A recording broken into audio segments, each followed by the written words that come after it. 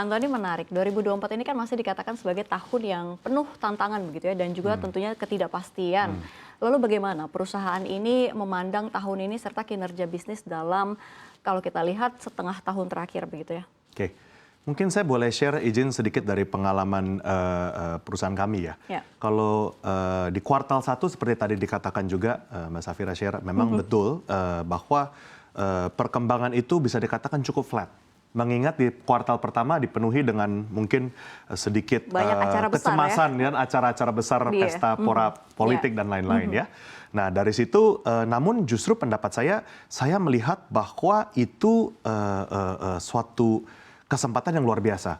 Poin saya apa sebenarnya? Kalau kita lihat dari tahun-tahun sebelumnya, sebenarnya setiap masa-masa era-era politik seperti tahun-tahun politik ini banyak terdampak guncangan-guncangan besar.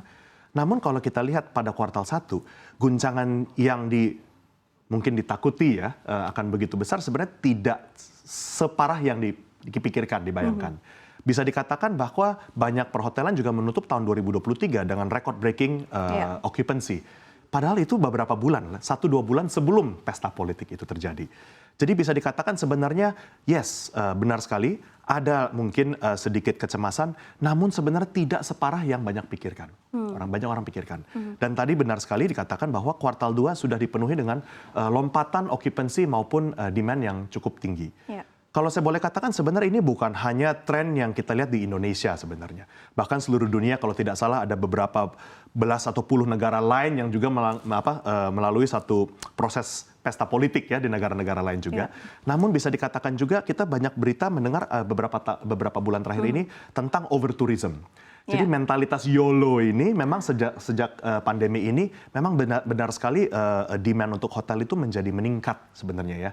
Dan itu yang saya lihat dari pengalaman hotel-hotel kami juga di dalam kota seperti di Jakarta maupun yang seperti di Bali gitu ya.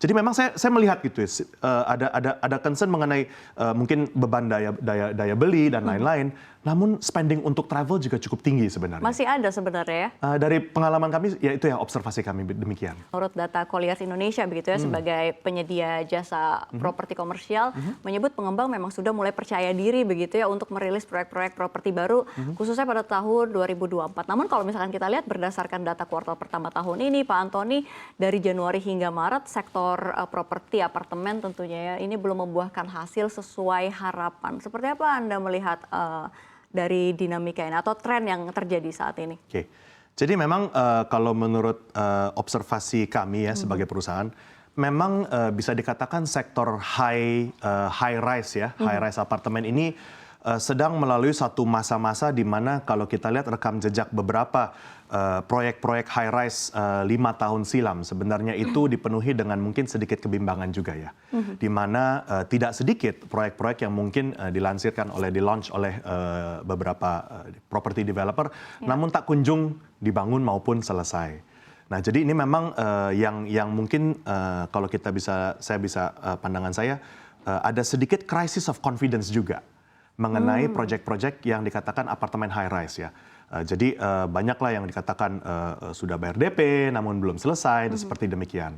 Namun kalau kita lihat sebenarnya di balik di satu sisi properti yang lain yaitu mungkin landed housing sebenarnya perkembangannya cukup positif ya sebenarnya. Dan di situ ya landed housing. Jadi artinya sebenarnya bukanlah orang mungkin tidak ada demand untuk beli, namun mereka perlu sedikit waktu untuk recover dari beberapa pengalaman-pengalaman mereka mungkin yang dalam 3-4 tahun terakhir ini di tengah pandemi pula mungkin kurang menyenangkan gitu ya dengan investasi mereka ke dalam high rise. Baik, ini menarik Pak Antoni. Tapi overall kalau misalkan dari Anda begitu ya, ini melihat seperti apa sih sebenarnya developer melihat saat ini tren yang terjadi di tengah masyarakat. Kalau misalkan kita lihat tadi Pak Antoni bilang landed house ini juga trennya juga lagi bagus saat ini. Tapi kan tidak untuk semua properti begitu. Nah sekarang orang nih lagi kemana nih Pak arahnya nih?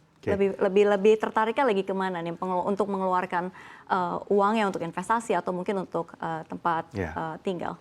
Di sektor properti kalau saya bisa katakan memang banyak kalau kita lihat jumlah misalnya penjualan apartemen versus landed aja bisa dikatakan sekarang mereka arahnya lebih ke membeli landed ya. Membeli ya? Membeli landed.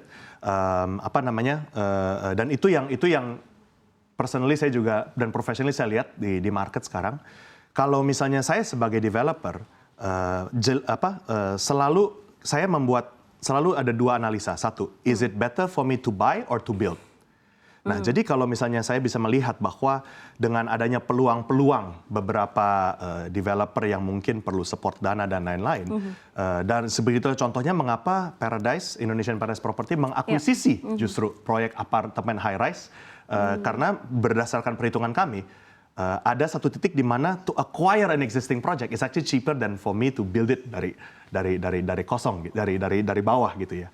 Dan disitulah memang bagaimana setiap developer itu punya trik-trik dan strategi masing-masing sendiri-sendiri ya untuk menjawab tantangan market. Ya, ini menarik ya, laba bersih PT Indonesian Paradise Property Tbk atau berkode saham INPP begitu ya, ini melonjak 166% begitu ya secara tahunan kalau kita lihat menjadi 184,9 miliar rupiah di tahun 2023. Ini boleh di-spill sedikit nih elaborasi bisnis di INPP, Pak Antoni?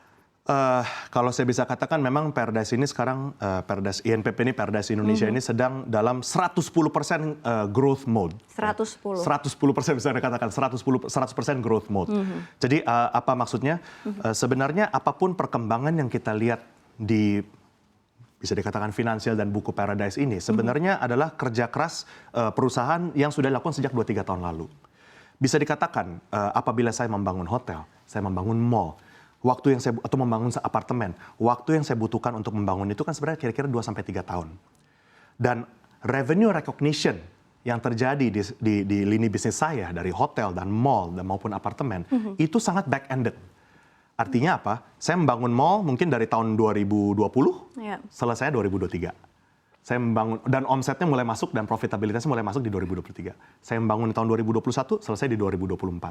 Sama seperti saya juga membangun misalnya contoh apartemen dari tahun 2021 dan handover itu terjadi di tahun-tahun ini. Dan disitulah mengapa sebenarnya kalau ditanya apa sih sebenarnya yang menyebabkan perkembangan kami sebenarnya secara finansial cukup pesat, sebenarnya atas pembangunan yang sudah saya lakukan 2-3 tahun lalu.